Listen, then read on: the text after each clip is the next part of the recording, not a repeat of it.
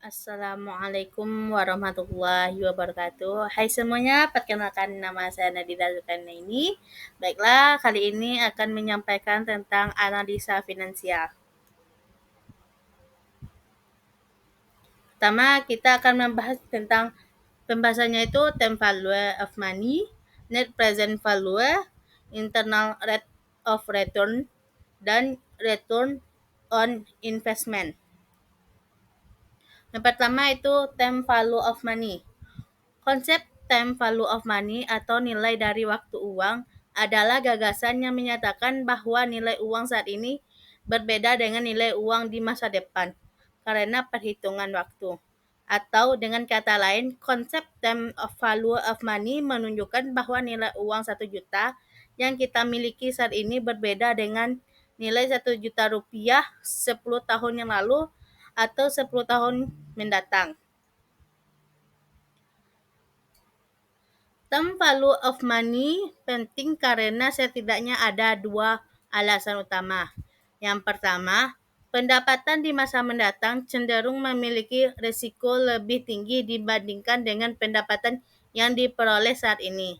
Kedua, biaya kesempatan dari pendapatan di masa mendatang.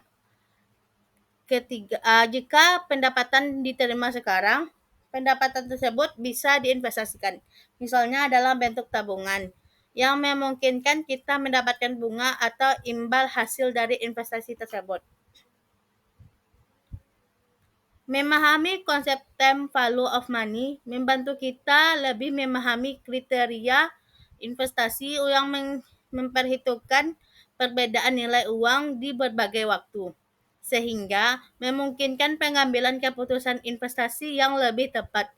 Perhitungan nilai waktu dari uang itu mencakup 1. Bunga tetap, nilai majemuk, nilai sekarang, nilai majemuk dari annuity, nilai sekarang dari annuity. Selanjutnya, kita akan membahas tentang net present value. Net present value atau NPV dari suatu proyek adalah nilai saat ini present value dari selisih antara manfaat atau benefit dan biaya atau cost dengan menggunakan faktor diskon tertentu. Net present value menunjukkan kelebihan manfaat atau benefit dibandingkan dengan biaya atau cost, sehingga membantu menilai apakah suatu proyek atau investasi layak dilakukan berdasarkan keuntungan bersih yang dihasilkan. Nilai NPV dapat diperoleh dengan rumus berikut. NPV sama dengan elemen BT. BT itu benefit pada tahun T. Dikurang CT itu cost pada tahun T per elemen 1 ditambah I. NPV sama dengan elemen BT. BT dikurang CT kali DF. NPV sama dengan elemen net benefit kali DF. DF itu diskon faktor. Dalam metode NPV terdapat 3 kriteria kelayakan investasi, yaitu NPV besar dari 0, artinya usaha dinyatakan layak untuk dilaksanakan.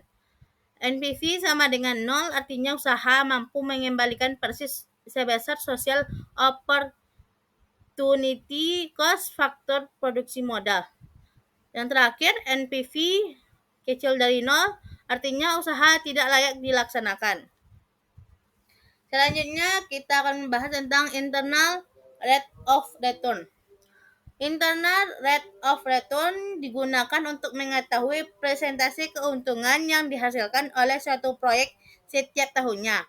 Selain itu, internal rate of return juga berfungsi sebagai alat ukur kemampuan proyek dalam menghasilkan keuntungan yang cukup untuk membayar bunga pinjaman, sehingga menunjukkan kelayakan finansial proyek tersebut. IRR pada dasarnya menunjukkan bahwa nilai saat ini dari manfaat akan sama dengan nilai saat ini dari biaya.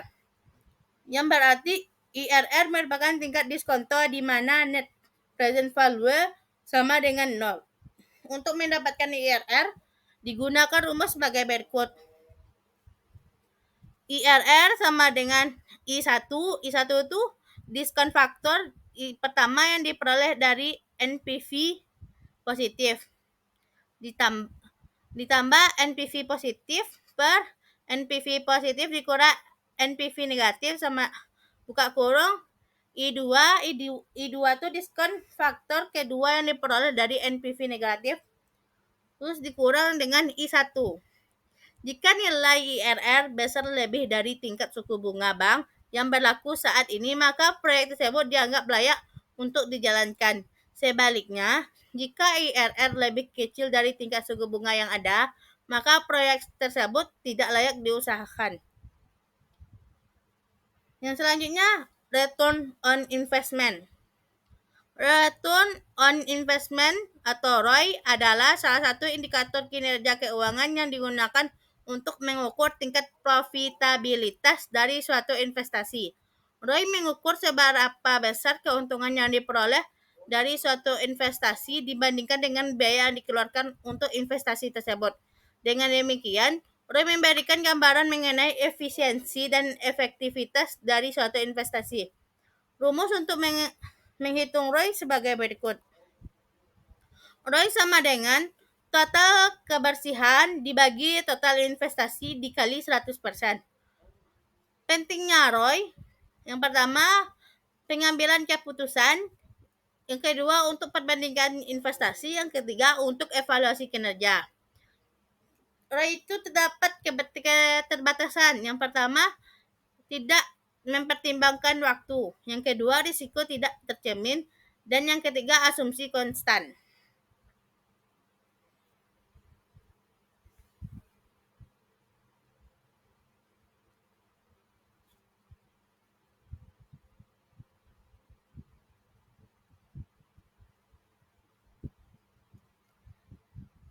Sekian, terima kasih untuk itu yang dapat saya sampaikan pada kesempatan hari ini. Kalau semoga bermanfaat bagi kita semua.